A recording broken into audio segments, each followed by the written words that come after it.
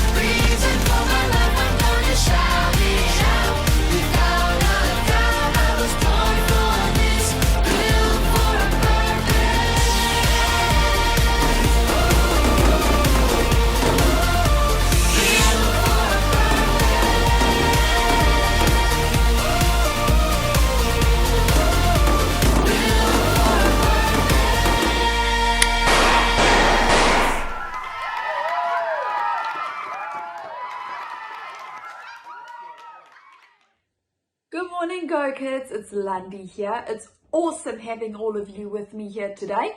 Whether you're joining in from church, because I'm sure there's a lot more of you today, or whether you're just joining in from home, thank you for joining, and I hope that you have an awesome class with us today.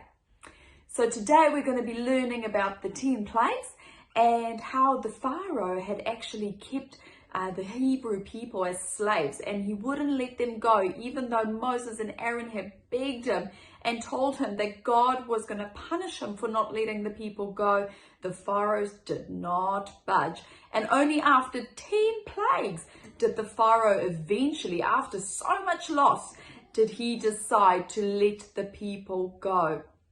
Now, the moral of this story, my friends, was that the Pharaoh had lots of gods. And what God teaches us in this story is that there's only one God, and that is our God of the Israelites. So hey, let's watch the story with me, and we will do a quiz afterwards. See you soon.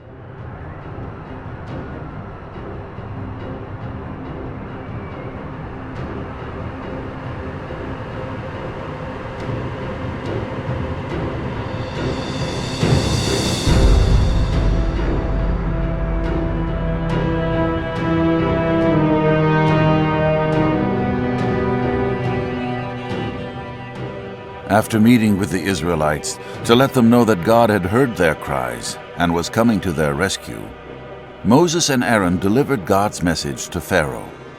"Let my people go." But Pharaoh refused because God had hardened his heart. Instead of showing mercy, Pharaoh was cruel and made the work and lives of the Hebrew slaves even more difficult than before. The showdown was at hand between God and Pharaoh. Who was the true king? Who was all-powerful? whose command could not be ignored. God told Moses not to fear, but instead prepare to witness his mighty power as he forced Pharaoh to let his people go. The next morning, Moses again came to Pharaoh, and again Pharaoh refused to let the Hebrew people go.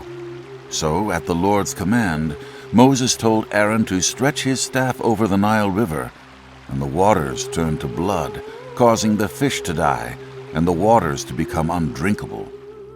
But Pharaoh's heart hardened further, so God sent a second plague. This time, frogs covered every inch of the land. This became so unbearable that Pharaoh begged Moses and Aaron to make this plague stop. The morning of the following day, Moses returned to Pharaoh and commanded him to let God's people go. And again, Pharaoh refused. God had Aaron strike the dust with his staff, and gnats swarmed the land, covering both people and animals. When Moses came to Pharaoh again the next day, Pharaoh again refused Moses' request to let the people go. In response, God sent a fourth plague, flies. Like a black cloud, flies covered every part of Egypt, except where the Hebrew slaves lived, spoiling the land and entering every Egyptian's house, including Pharaoh's palace. Once again, Pharaoh pleaded with Moses and Aaron to end this plague. God sent Moses to Pharaoh again, but Pharaoh still refused to listen to God. The next day, God sent a severe plague upon the Egyptians that killed their donkeys, camels, herds, and flocks. This hardened Pharaoh's heart even more against God. Again, God sent Moses to Pharaoh. When Pharaoh refused God's command yet again, Moses threw soot into the air, and it became dust that covered the land of Egypt, causing all the people in Egypt to break out into painful sores. Pharaoh's heart, hardened by God, made it so he continued to disobey God's command to let the Hebrew people go. God told Moses to go back to Pharaoh and warn him that the coming plagues would be much more destructive and harsh than the last. But Pharaoh still wouldn't listen. When Moses stretched his hand toward heaven, God sent a hailstorm unlike any that had ever been seen before in the land. It destroyed plants and homes and killed animals and people. Pharaoh confessed that he was wrong, but again his heart hardened, and he rejected God's command. Then God sent a plague of locusts. These insects covered the land and devoured the last remaining plants and trees in Egypt, leaving the once lush farmland surrounding the Nile a barren desert wasteland.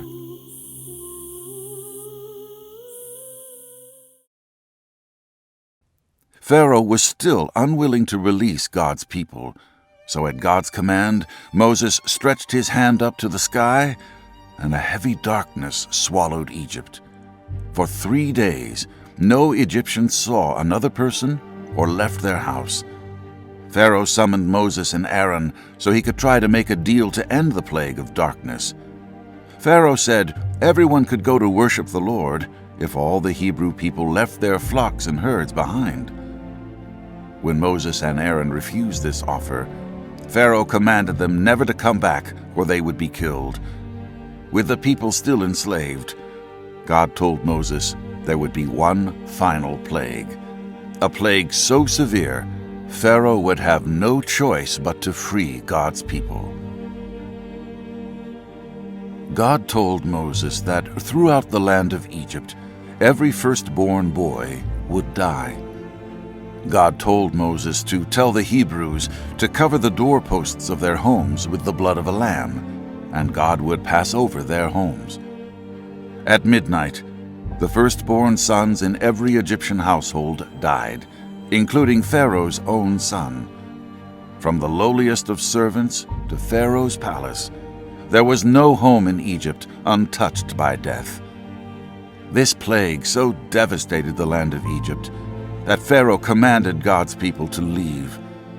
The Hebrews, who had been in slavery for generations, had been set free.